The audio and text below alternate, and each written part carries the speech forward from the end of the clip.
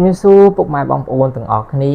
បាទនៅក្នុងវីដេអូមុនខ្ញុំបានចែករំលែកឲ្យពុកម៉ែបងប្អូនទាំងអស់គ្នាមកដឹងអំពីមូលហេតុនៃការឡើងសម្ពាធឈាមប៉ុន្តែថ្ងៃនេះខ្ញុំមកចែករំលែកឲ្យពុកម៉ែបងប្អូនទាំងអស់គ្នាដឹង5ចំណុចដែលមានផលប៉ះពាល់នៅក្នុងរាងកាយរបស់យើងគឺដោយសារតែកើតជំងឺលើសឈាម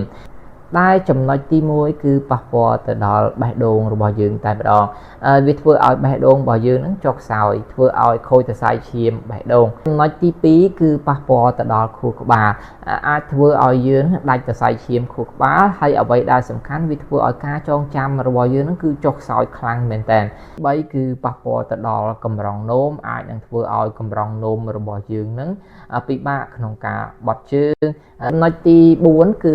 ប៉ះពាល់ទៅដល់ភ្នែករបស់យើងតែម្ដងអាចធ្វើឲ្យខូចសរសៃឈាមនៅក្នុងភ្នែកយូរទៅយើងស្វាំងទៅ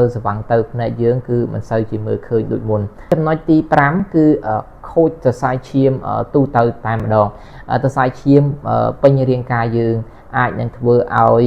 រាងកាយរបស់យើងនៅក្នុងសរសៃឈាមណាមួយហ្នឹងវាមានការកកឬក៏ការស្ទះតឹងអីហ្នឹងនៅក្នុងសរសៃឈាមនេះហើយគឺជាផលប៉ះពាល់ដោយសារតែកើតជំងឺលើសឈាម